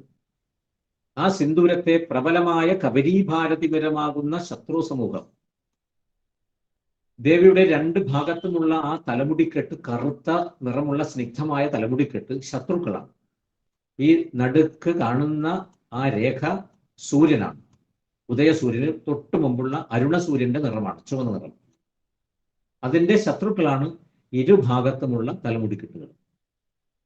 ദേവിയുടെ കറുത്തിരുണ്ട കബരീഭാരത്തെ പ്രകാശത്തിന്റെ ശത്രുവായിട്ടും നവീനാർക്കനെ പോലെ പ്രകാശമാനമായ സിന്ദൂരത്തെ ആ ചിഗുരഭാരം തടവിലാക്കിയിരിക്കുന്നതായുമാണ് വിവരിച്ചിരിക്കുന്നത്. ഇവിടെ 2 ശത്രുക്കളുടെ 2 വശത്തുമുള്ള ആ തലമുടി, പകുത്തു വെച്ചിരിക്കുന്ന 2 ഭാഗത്തുമുള്ള തലമുടി അത് കറുത്ത നിറമാണ്. കറുപ്പ് എപ്പോഴും സൂര്യന് ശത്രുവാണ്, ഇരുട്ട്. ഇവിടെ നടുഭാഗത്തുള്ള സീമന്തരേഖ വരച്ചിരിക്കുന്ന, സിന്ദൂരം അണിയിച്ചിരിക്കുന്ന സീമന്തരേഖയിലുള്ള ആ അരുണ സൂര്യൻ പ്രകാശിച്ചുകൊണ്ടേയിരിക്കുന്നു. അപ്പൊ ആ സൂര്യന്റെ ശത്രുക്കളാണ് 2 ഭാഗത്ത് നിൽക്കുന്ന ഈ തലമുടിക്കെട്ടുകൾ. ദിട്ട് എന്ന് പറഞ്ഞ ശത്രു. മുടിക്കെട്ടിന്റെ ഇടയിലൂടെ പ്രകാശിച്ചു കാണുന്ന സിന്ദൂരകാന്തിയെ തടവിലാക്കപ്പെട്ട ബാലസൂര്യകാന്തി. ആ ബാലസൂര്യന്റെ ചുവന്ന നിറം ആക്കിയിരിക്കുന്ന പോലെ 2 ഭാഗത്തുമുള്ള ശത്രുക്കൾ ഈ സൂര്യപ്രകാശത്തെ തടവിലാക്കിയിരിക്കുന്നു. കബരീഭാര തിമിരത്തെ അന്ധകാര രൂപമായ ശത്രു സമൂഹമായി അവതരിപ്പിച്ചു. അപ്പോൾ എന്താണ് സംഭവിക്കുന്നത്? ഉപാസകന്റെ ഉള്ളിലുള്ള അജ്ഞാനവും വാസനാ ബന്ധങ്ങളും ആഗ്രഹങ്ങളും ഉള്ളിൽ ബാലസൂര്യനെ പോലെ പ്രകാശിച്ചുയരുന്ന ജ്ഞാനത്തെ ആവരണം ചെയ്യുന്ന പ്രബല ശത്രുക്കളായി വ്യാഖ്യാനിക്കുന്നു. ആ ശത്രുക്കൾ ഒട്ടൊന്നുമല്ല എന്ന് കബരീഭാരം എന്ന പദം കൊണ്ട് സൂചിപ്പിക്കും. ജ്ഞാനത്തിന്റെ ശത്രുക്കളാണ് കാമ, ക്രോധ, ലോഭ, മോഹ, മത്സരാദികൾ. 6 ശത്രുക്കളാണ് എന്നും അവ പ്രബലരാണെന്നും സൂചിപ്പിക്കുന്നതോടൊപ്പം അവയുടെ ബന്ധനത്തിലായാൽ പോലും ബാലാദിത്യ കിരണങ്ങൾ പ്രകാശിക്കുക തന്നെ ചെയ്യും എന്നും നിരന്തരമായ സാധന കൊണ്ട് ദേവിയുടെ കാരുണ്യം നേടാൻ കഴിഞ്ഞാൽ ബാലാർക്കകാന്തി മധ്യാഹ്ന സൂര്യന്റെ ഉജ്ജ്വല പ്രഭയായി മാറുമെന്നും ഈ ശ്ലോകം വ്യാഖ്യാനിക്കും. ഇങ്ങനെയുള്ള ശ്ലോകം ജഗദ്ഗുരു ഇതിനു മുമ്പ് എഴുതിയിട്ടുണ്ട്. ശ്രീമദ് ആചാര്യസ്വാമികളെ രചിച്ച ചതുഷ്ഷഷ്ടി ഉപചാര സ്തോത്രം എന്ന് പറഞ്ഞൊരു സ്തോത്രം എഴുതിയിട്ടുണ്ട്. ചതുഷ്ഷഷ്ടി ഉപചാരം, 64 ഉപചാരങ്ങൾ ദേവിക്ക് കൊടുക്കുന്ന ഒരു കൃതി ആചാര്യസ്വാമികൾ എഴുതി വെച്ചിട്ടുണ്ട്. അതിൽ ഈ സീമന്തരേഖയെ വർണ്ണിക്കുന്നു. സീമന്തേതേയെ ഭഗവതി മയാ സാദരം ന്യസ്തമേതത് സിന്ദൂരം മേ ഹൃദയകമലേ ഹർഷവർഷം തനൂതു ആലാദിത്യദ്യുതിരിവ സദാ ലോഹിത യസ്യ കാന്തിഹി ഹ്യന്തർധ്വന്തം ഹരതു സകലം ചേതസാ ചിന്തയൈവ. സീമന്തേ തേ ഭഗവതി മയാ സാദരം ന്യസ്തമേതത് സിന്ദൂരം മേ ഹൃദയകമലേ ഹർഷവർഷം തനൂതു ബാലാദിത്യദ്യുതിരിവ സദാ ലോഹിത യസ്യ കാന്തി ഹ്യന്തർധ്വന്തം ഹരതു സകലം ചേതസാ ചിന്തയൈവ. അല്ലയോ അമ്മേ, ദേവിയുടെ സീമന്തരേഖയിൽ ഞാൻ ആദരവോടുകൂടി അണിയിക്കുന്ന ഈ സിന്ദൂരം എൻ്റെ ഹൃദയത്തിൽ ഹർഷവർഷത്തിൽ ചെയ്യട്ടെ. പാലാദിത്യ പ്രകാശം പോലെ എല്ലായ്പ്പോഴും ചുവപ്പ് നിറമായ അതിൻ്റെ കാന്തി ചിന്തിക്കുന്ന നിമിഷത്തിൽ എൻ്റെ ഉള്ളിലെ അജ്ഞാനത്തെ നശിപ്പിക്കട്ടെ. അപ്പൊ ഇത് തന്നെയാണ് നമ്മൾ ചിന്തിക്കേണ്ടത്. ആ ബാലസൂര്യന്റെ പ്രകാശം എപ്പോഴും ചിന്തിച്ചു കൊണ്ടേയിരിക്കുക. കാമം, ക്രോധം, ലോഭം, മോഹം, മതം, മത്സര്യം, ഈ 6 ശത്രുക്കൾ നമ്മൾ ജനിക്കുന്ന സമയത്ത് നമ്മളുടെ കൂടെ ജനിക്കുന്നവരാണ്. ഗർഭപാത്രത്തിൽ പുറത്തു വന്നതിന് ശേഷം വരുന്നതല്ല, അമ്മയുടെ ഗർഭപാത്രത്തിൽ കൂടി തന്നെയാണ് ഇവർ വരുന്നത്. ഈ ശത്രുക്കളെ മാറ്റിത്തരണേ ദേവി. ആ സീമന്തരേഖയിലെ ആ ചുവന്ന പ്രകാശത്തെ ധ്യാനിച്ചു കൊണ്ടേയിരിക്കുക. ഇവിടെ ഇത് സംസ്കാരമാണ് സീമന്തം. ബ്രാഹ്മണർക്ക് 16 സംസ്കാരങ്ങൾ: ഗർഭാധാനം, പുംസവനം, സീമന്തം, ജാതകർമ്മം, നാമകരണം, നിഷ്ക്രാമണം, അന്നപ്രാശനം, ചൗളം, ഉപനയനം, ഓതാരം, ഔപനിഷദം, ശുക്രിയം, ഗോദാനം, സമാവർത്തനം, വിവാഹം, ഗർഭാധാനം, അഗ്നിയാധാനം. ഇങ്ങനെ 16 സംസ്കാരങ്ങളിൽ ഒന്നാണ് സീമന്തം. കാളിദാസൻ മുതലായ കവികൾ ഒന്നും തന്നെ സ്ത്രീകളുടെ സിന്ദൂരരേഖയെ പറ്റി വർണ്ണിച്ചതായിട്ട് കാണുന്നില്ല. അനവധി ഗ്രന്ഥങ്ങൾ വായിച്ചു നോക്കുമ്പോഴും ഈ സീമന്തരേഖയെ പറ്റി വർണ്ണിച്ചിട്ടില്ല. ശങ്കരാചാര്യര് ഹൃദയത്തിൽ ധ്യാനരൂപത്തിൽ ആസ്വദിച്ച സൗന്ദര്യ ഘടകങ്ങൾ ദേവിയുടെ മൈന്യൂട്ടസ്റ്റ് ഡീറ്റെയിൽസിലേക്ക് നമ്മെ കൊണ്ടുപോകും. ഓരോ മൈന്യൂട്ടായിരിക്കുന്ന സൗന്ദര്യങ്ങൾ എന്താണ് ഇങ്ങനെ സൂക്ഷ്മ പരിശോധന ചെയ്തിട്ടാണ് ഈ കൃതി രചിച്ചിരിക്കുന്നത്. അങ്ങനെ നമ്മളെ കൂട്ടിക്കൊണ്ടുപോവുകയാണ്. ഇനിയുള്ള ശ്ലോകങ്ങൾ 42 മുതൽ 100 വരെ അർത്ഥബോധത്തോടുകൂടി നിത്യവും പാരായണം ചെയ്തു കഴിഞ്ഞാൽ, ദേവിയുടെ സൗന്ദര്യ ഭാവനയോടുകൂടി ധ്യാനിക്കാൻ തുടങ്ങിയാൽ, ആ സൗന്ദര്യം ആസ്വദിക്കുമ്പോൾ ലോകത്തുള്ള സൗന്ദര്യ വസ്തുക്കൾ ഒന്നും തന്നെ നമുക്ക് ആസ്വദിക്കാൻ തോന്നുകയില്ല. ലോകത്ത് കിട്ടുന്നതും കാണുന്നതുമായ സൗന്ദര്യ വസ്തുക്കളിൽ ഒന്നിലും സൗന്ദര്യമില്ല എന്ന ബോധ്യം വരുന്നു. അങ്ങനെ സാവധാനത്തിൽ ലോകത്തുള്ള വസ്തുക്കളോട് ഒരു വിരക്തി തോന്നുകയും ക്രമേണ ഒരു സ്വാതന്ത്ര്യം അനുഭവിക്കുന്നതായി തോന്നുകയും ചെയ്യും. നമുക്ക് എല്ലാവർക്കും ഭൗതിക സുഖത്തോട്, ലോകവസ്തുക്കളോട് ഒരു അറ്റാച്ച്മെന്റ്, സംഘഭാവമുണ്ട് എല്ലാവർക്കും. അതാണ് ശ്രീകൃഷ്ണൻ സംഘം തിക്വാ ധനഞ്ജയ, ഞാൻ എന്നതും എന്റേത് എന്നതുമായിരിക്കുന്ന സംഘത്തെ നീ ഉപേക്ഷിക്കൂ അർജുന. സംഘരഹിത, സംഘവർജിത, സംഘവിവർജിത, പല പ്രാവശ്യം സംഘശബ്ദം അവിടെ അർജുനന് വേണ്ടി കൃഷ്ണൻ പ്രയോഗിച്ചിട്ടുണ്ട്. അത് കളയൂ അർജുന, ഇതാണ് എഴുതിയതാണ്. ലോകവസ്തുക്കളിൽ നിന്നും മോചനം കിട്ടുവാൻ ദൈവീകമായ സൗന്ദര്യ വർണ്ണന സഹായകമായി തീരുന്നു. ദേവിയുടെ സൗന്ദര്യത്തിനു മുമ്പിൽ ഇന്ന് നാം കാണുന്ന വസ്തുക്കളെല്ലാം വികൃതമാകുന്നു എന്ന് നമുക്ക് തോന്നും. ഒന്നിലും രുചിയില്ലാത്ത മനസ്സ് ഈശ്വര തത്വത്തിൽ ഉറയ്ക്കാൻ തുടങ്ങുന്നു. അങ്ങനെ ദേവിയെ ധ്യാനിച്ച് ദേവിയുടെ സ്ഥൂലരൂപം കൂടാതെ വേറൊരു രൂപം ദേവിക്കുണ്ട് എന്നൊരു തോന്നലുണ്ടാകും. അത് ഉണ്ടാകാൻ പോവുകയാണ്. ഈ 100 ശ്ലോകവും കഴിഞ്ഞാലേ അത് കിട്ടുകയുള്ളൂ. അപ്രകാരം സഗുണോപാസന നിർഗുണോപാസനയായി മാറാൻ തുടങ്ങും. ബ്രഹ്മത്തെ സാക്ഷാത്കരിക്കുക എന്ന ലക്ഷ്യം നാം ഓരോരുത്തരും നമ്മുടെ ഇഹലോകവാസത്തിൽ തന്നെയാണ് സാധിക്കേണ്ടത്. പരലോകവാസത്തിലല്ല, മരിച്ചതിന് ശേഷമല്ല അത് സാധിക്കേണ്ടത്. അതിനുവേണ്ടി ബാങ്കിലെ FD SB, ആ ഡെപ്പോസിറ്റ് കിടക്കുന്ന ബാങ്കിലേക്ക് നമുക്ക് എപ്പോഴും ഒരു അറ്റാച്ച്മെന്റ് ഉണ്ടാവും. നമ്മുടെ പൈസ കിടക്കുന്ന ബാങ്കിനെ പറ്റി നമുക്ക് ഓർമ്മശക്തി ഉണ്ടാവും. 4 ബാങ്ക് ആണെങ്കിൽ ആ ബാങ്ക് എപ്പോഴും ഓർമ്മയുണ്ടാവും. ആ ബാങ്കിൽ നിന്ന് അതെല്ലാം വലിച്ചെടുക്കുക, വിഡ്രോ ചെയ്യുക എന്നാണ് ശങ്കരാചാര്യ പറയുന്നത്. ധനം ബാങ്കിൽ നിന്ന് വിക്ഷേപിച്ചതിന് ശേഷം അവിടെ ആ അക്കൗണ്ട് ക്ലോസ് ചെയ്യുക. ആ തരത്തിലാണ് ഇവിടെ നമ്മൾ ദേവിയെ വാസിക്കുന്നത്. എല്ലാ ഭൗതിക സുഖങ്ങളെയും ഉപേക്ഷിക്കുവാനുള്ള തോന്നൽ ഉണ്ടായി വരാൻ പോവുകയാണ്. അങ്ങനെ പറ്റിയ സമയമാണ്, അങ്ങനെ വിഡ്രോ ചെയ്യാൻ പറ്റിയ സമയമാണ് ഈ നവരാത്രി കാലം. അപ്പൊ ഏറ്റവും കൂടുതൽ ഭക്തിയോടുകൂടി ദേവിയെ ഉപാസിക്കുക. ആ ഉപാസകന്റെ കർത്തവ്യം എന്താണ് എന്ന് ദേവി സ്വയം ഇനി തോന്നിപ്പിച്ചു തരുന്നു. വിഷയങ്ങളിൽ വ്യാപൃതമായ മനസ്സിനെ ശാന്തമാക്കൂ, അതിനുവേണ്ടി പരിശ്രമിക്കൂ എന്നാണ് ആചാര്യസ്വാമികൾ നമുക്ക് തരുന്ന സന്ദേശം. ഈ ശ്ലോകം അപസ്മാരം, ബാധോപദ്രവം മുതലായ രോഗങ്ങൾ ഈ ശ്ലോകം വായിച്ചു കഴിഞ്ഞാൽ മാറിപ്പോകും. അന്യരെ സ്വാധീനിക്കുവാനുള്ള കഴിവും കിട്ടും. 45 ഈ ശ്ലോകം ദേവിയുടെ മുഖകാന്തിയെ പറ്റി വർണ്ണിക്കുന്നു. കിരീടം, സീമന്തരേഖ, ഇനി മുഖം എങ്ങനെയാണ്? ഒരു വ്യക്തിയെ നമ്മൾ ആദ്യം കാണുന്ന സമയത്ത് മുഖമാണ് ആദ്യം കാണുക. അതിനുശേഷമേ ബാക്കി അവയവങ്ങളെ നമ്മൾ ശ്രദ്ധിക്കുകയുള്ളൂ. മുഖം എങ്ങനെയാണെന്നുള്ളതാണ് ആദ്യം നോക്കുന്നത്. ഇവിടെ 3ാമത് മുഖമാണ് വർണ്ണിക്കുന്നത്. സുഗന്ധം പരത്തുന്ന മുഖകമലത്തിന്റെ ആകർഷകത്വവും പരമശിവന്റെ കണ്ണുകളെ മതിപ്പിക്കുന്നു.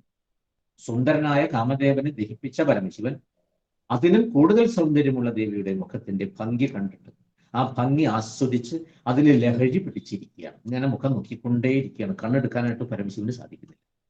അങ്ങനെ ആനന്ദ സായുജ്യം അനുഭവിക്കുന്നു. ഇതാണ് ഈ ശ്ലോകത്തിൽ പറയുന്നത്. അരാളൈഹി സ്വാഭാവ്യാത് അലികളഭ സശ്രീഭിരലകൈഹി പരീതം തേ വക്രം പരിഹസതി പങ്കേരുഹരുചി ദരസ്മേരേയസ്മിൻ ദശനരുചി കിഞ്ചൽക്കരുചിരേ സുഗന്ധൗ മാദ്യന്തി സ്മരദഹന ചക്ഷുർ മധുലിഹ. അരാളൈഹി സ്വാഭാവ്യാത് അലികളഭ സശ്രീഭിരലകൈഹി പരീതം തേ വക്രം പരിഹസതി പങ്കേരുഹരുചി ദരസ്മേരേയസ്മിൻ ദശനരുചി കിഞ്ചൽക്കരുചിരേ സുഗന്ധൗ മാദ്യന്തി സ്മരദഹന ചക്ഷുർ മധുലിഹ. അരാളൈഹി സ്വാഭാവ്യാത് അലി കളഭ സശ്രീഭിഃ അലകൈഹി പരീതം തേ വക്രം പരിഹസതി പങ്കേരുഹരുചിം ദരസ്മേരേ യസ്മിൻ ദശനരുചി കിഞ്ചൽക്കരുചിരേ സുഗന്ധൗ മാദ്യന്തി സ്മരദഹന ചക്ഷുഃ മധുലിഹ. അരാളൈഹി സ്വാഭാവ്യാത് അലികലഭ. അവിടെ ല എന്ന അക്ഷരത്തിന് പകരം ലകാരം ഉപയോഗിക്കാവുന്നതാണ്. അളികളഭ, രളയോരഭേദ എന്നാണ് നിയമം. ല ഉപയോഗിക്കുന്ന സ്ഥലത്ത് നിങ്ങൾക്ക് ല ഉപയോഗിക്കാം, നേരെ മറിച്ചും ഉപയോഗിക്കാം. അതുപോലെ രളയോരഭേദ, ര ള അതിനും വ്യത്യാസമില്ല. നാളികേരം ഏത് വേണമെങ്കിലും നമുക്ക് പറയാം. അളകൈഹി സശ്രീഭി അലകൈഹി എന്നത് അളകൈഹി എന്ന് ഉച്ചരിക്കാവുന്നതാണ്. ചില പുസ്തകങ്ങളിൽ ലകാരമാണ് ഉപയോഗിച്ചിരിക്കുന്നത്. അത് രണ്ടും ശരി തന്നെ എന്നുള്ളത് ഓർമ്മ വേണം. പരീതം തേ വക്രം പരിഹസതി പങ്കേരുഹരുചി ദരസ്മേരേയസ്മിൻ ദശനരുചി കിഞ്ചൽക്കരുചിരേ സുഗന്ധൗ മാദ്യന്തി സ്മരദഹന ചക്ഷുർ മധുലിഹ. സ്വാഭാവ്യാത് അലികലഭ സശ്രീഭിഃ. സ്വാഭാവ്യാത് അലികലഭ സശ്രീഭിഃ. അലികലഭ സശ്രീഭിഃ അളകൈഹി. അലികളഭ സശ്രീഭിരളകൈഹി സ്മരദഹന ചക്ഷുഃ മധുലിഹ. സ്മരദഹന ചക്ഷുർ മധുലിഹ. അങ്ങനെ നോക്കുക. അല്ലയോ ദേവി, സ്വാഭാവ്യാത് അരാളൈഹി അലികളഭ സശ്രീഭിഃ അളകൈഹി പരീതം തേ വക്രം പങ്കേരുഹരുചിം പരിഹസതി ദശനരുചി കിഞ്ചൽക്കരുചിരേ സുഗന്ധൗ യസ്മിൻ സ്മരദഹന ചക്ഷുർ മധുലിഹ മാദ്യന്തി. സ്വാഭാവ്യാത് അരാളൈഹി സ്വാഭാവ്യാത് അരാളൈഹി അലികളഭ സശ്രീഭിഃ അലികളഭ സശ്രീഭിഃ അലകൈഹി അല്ലെങ്കിൽ അളകൈഹി വിപരീതം തേ വക്രം അളികളഭ സശ്രീഭിഃ അഥവാ അലികലഭ സശ്രീഭിഃ അളകൈഹി അലകൈഹി പരീതം തേ വക്രം പങ്കേരുഹരുചിം പരിഹസതി. പങ്കേരുഹരുചിം പരിഹസതി. ദശനരുചി കിഞ്ചൽക്കരുചിരേ. ദശനരുചി കിഞ്ചൽക്കരുചിരേ സുഗന്ധൗ യസ്മിൻ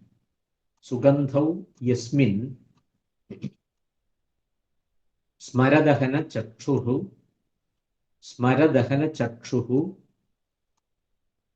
മധുലിഹ മദ്യന്തി.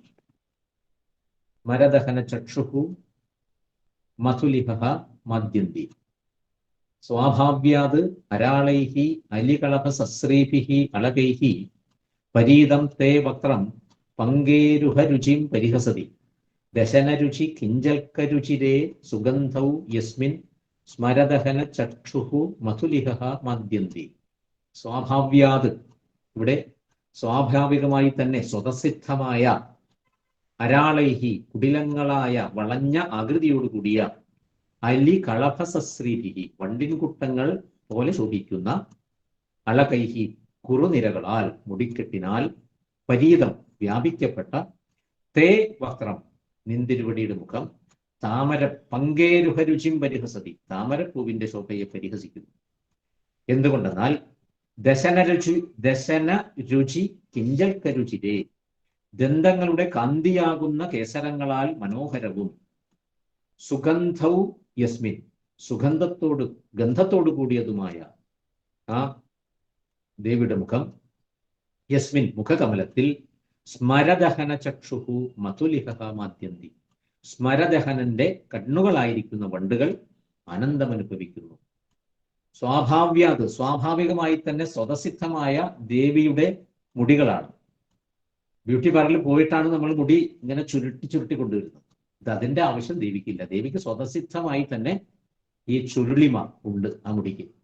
കുടിലങ്ങളായ വളഞ്ഞ ആകൃതിയോട് കൂടിയ വണ്ടിൻകൂട്ടങ്ങൾ പോലെ അലി കളഭസശ്രീ വണ്ടിൻകൂട്ടങ്ങൾ ചെറിയ വണ്ടുകൾ പോലെ ആ മുടിക്കെട്ടിനാൽ പരീതം ചുറ്റും വ്യാപിക്കപ്പെട്ട നിൻ തിരുവടിയുടെ മുഖം താമരപ്പൂവിനെ പരിഹസിക്കുന്നു.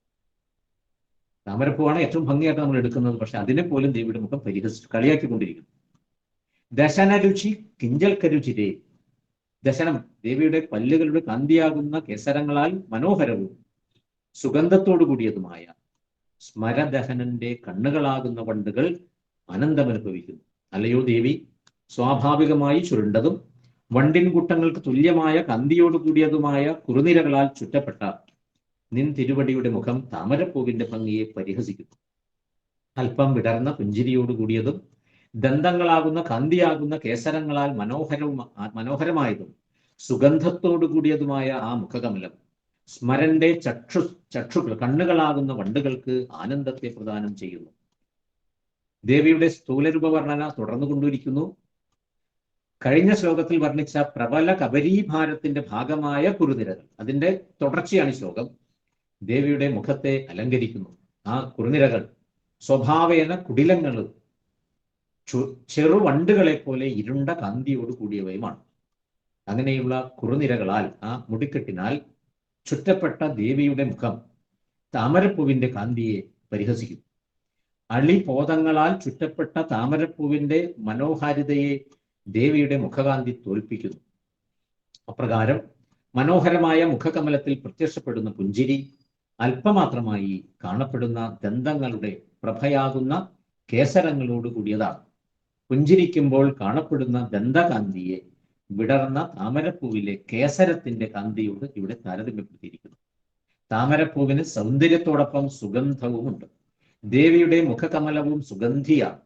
വണ്ടുകൾ താമരപ്പൂവിൽ ഭ്രമിച്ചു മതിക്കുന്നത് പോലെ സ്മരദഹനന്റെ ചക്ഷുക്കളാകുന്ന വണ്ടുകൾ, സ്മരദഹനൻ സ്മരനെ ദഹിപ്പിച്ചവൻ പരമശിവൻ, ദേവിയുടെ മുഖകമലത്താൽ ആകൃഷ്ടരായി മതിക്കുന്നു. ദേവിയുടെ സുഗന്ധിയും കുറുനിരകളാൽ ചുറ്റപ്പെട്ടതുമായ മുഖകമലത്തിന്റെ ആകർഷണം സ്മരദഹനന്റെ ചക്ഷുക്കളെ മതിപ്പിക്കുന്നു. ശിവനെ കുറിക്കാൻ സ്മരദഹനൻ എന്ന പദമാണ് ഇവിടെ ഉപയോഗിച്ചിരിക്കുന്നത്. അത് വളരെ ശ്രദ്ധിക്കേണ്ടതാണ്. കാമദേവനെ ഭസ്മീകരിച്ച കണ്ണാണ് ശിവന്റേത്. അങ്ങനെയുള്ള കാമവൈരിയായ ശിവന്റെ കണ്ണുകൾ ദേവിയുടെ മുഖകാന്തി കണ്ട് മതിക്കുന്നുവെന്ന് പറയുമ്പോൾ ദേവിയുടെ മുഖത്തിന്റെ ലാവണ്യാതിശയം, സൗന്ദര്യാതിശയം സ്പഷ്ടമാകുന്നു. മഹായോഗിയും ലോകഗുരുവും ജിതേന്ദ്രിയനും കാമദഹനനുമായ ശിവൻ ആ സൗന്ദര്യലഹരിയിൽ ആമഗ്നനായി ആനന്ദ സായുജ്യം അനുഭവിക്കുന്നു. ഇവിടെ പരമശിവന് ദേവിയെ നോക്കിയിരിക്കാൻ തോന്നുകയാണ്. ആ പരമശിവന്റെ ഗുണങ്ങൾ ലോകഗുരുവാണ്, ഇന്ദ്രിയ നിഗ്രഹം സാധിച്ച ദേവനാണ്, കാമദഹനനാണ്, യോഗിയാണ്. ആ ദേവന്റെ കണ്ണുകൾ ദേവിയുടെ മുഖത്തെ ആ ലേഹ്യം ചെയ്തു നക്കിക്കൊണ്ടിരിക്കുന്നു. ഇവിടെ മധുലിഹ് എന്ന് പറഞ്ഞാൽ മധുലിട്ട്, മധുവിനെ ലേഖനം ചെയ്യുന്നവൻ, തേൻ നക്കി കുടിക്കുന്നവനാണ് മധുലിട്ട്. ലിട്ട് ലിഹൗ ലിഹഹ, അത് ബഹുവചന പദമാണ്. മധുവിനെ ലേഖനം ചെയ്യുക, തേൻ നക്കിക്കൊണ്ടിരിക്കുക. വക്രം, ആ മുഖത്തെയാണ് വർണ്ണിച്ചിരിക്കുന്നത്. മുഖം അനേന വക്തി ഉച്യതേ ഇതി മുഖം, വാക്കുകൾ കൊണ്ട് ത്രാണനം ചെയ്യുന്നതാണ് മുഖം. തൂക്കിക്കൊല്ലാൻ വിധിച്ചു കഴിഞ്ഞാലും ആ വിധിക്കപ്പെട്ടവൻ പറയുകയാണ്, അവന്റെ മുഖത്ത് നിന്ന് ചില വാക്കുകൾ ഉച്ചരിച്ചു കഴിഞ്ഞാൽ തൂക്കിക്കൊല്ലാൻ വരെ വിധിക്കാതിരിക്കുന്നു. അപ്പോൾ വാചകങ്ങളിൽ നിന്നും ത്രാണനം ചെയ്യുന്നതാണ്. വാക്കുകൊണ്ട് ത്രാടനം ചെയ്യുന്നതാണ് വക്രം. ആ മുഖത്തെയാണ് വർണ്ണിച്ചിരിക്കുന്നത്. ഈ ശ്ലോകത്തിന്റെ ഫലശ്രുതി പറയുന്നത് വാഗ്മിത്വം. ഒരു വ്യക്തിയെ പറ്റി പറയുമ്പോൾ അയാൾ ഒരു വാചാലനാണ്, അയാൾ ഒരു വാഗ്മിയാണ്. വാഗ്മിത്വത്തിനാണ് പ്രാധാന്യം. വാഗ്മിത്വം, ഭാവി പ്രവചിക്കുവാനുള്ള കഴിവ്, ലക്ഷ്മി ദേവിയുടെ അനുഗ്രഹം. ഈ ശ്ലോകം പഠിച്ചു കഴിഞ്ഞാൽ ലക്ഷ്മി ദേവി നമ്മളെ അനുഗ്രഹിക്കുന്നതെന്നാണ് പറയുന്നത്. ഭാവി പ്രവചിക്കുവാനുള്ള കഴിവ് ഈ ശ്ലോകത്തിൽ നിന്ന് കിട്ടുന്നു. ഭാവി എന്താണ് എന്നുള്ള ആ ഒരു അറിവ് നമുക്ക് ദേവി തരുന്നു. ഇതാണ് ഈ ശ്ലോകത്തിന്റെ ഫലശ്രുതിയാക്കി പറയുന്നത്. ഇത്രയും പറഞ്ഞുകൊണ്ട് ഇന്നത്തെ ക്ലാസ് ഇവിടെ അവസാനിപ്പിച്ചിരിക്കുന്നു. എല്ലാവർക്കും നന്ദി, നമസ്കാരം. ജയ ജയ ശിവദയിതേ ഹരിഹര വിരിഞ്ചനുത ചരിതേ കാരയ മാം കൃതപുണ്യം തവ ഗുണഗാനരതം മഹിതേ തവ ഗുണഗാനരതം മഹിതേ സഹസ്രാരകമലേ സതതം വിഹരരഹസി ധന്യേ ശിവാകാര നിജമഞ്ച വിലസിതേ ചിദാനന്ദമുദിതേ ശരണ്യേ ചിദാനന്ദമുദിതേ ഭവാനി മയി ദാസേ ദൃഷ്ടിം വിതരത്തെ സകരുണാം നിജസായുജ്യപദൈകവിതരണാം നിഖിലദുഃഖതരണാം ഐഹിക നിഖിലദുഃഖതരണാം ഭവതു മേ വിലസിതം സപര്യാവിരചനം തവ ശിവേ സമകര നിപാത ഹിമകര സമാനദൃശാ സ്നപയ കൃപയാ മാമപി ദൃശാ സ്നപയ കൃപയാ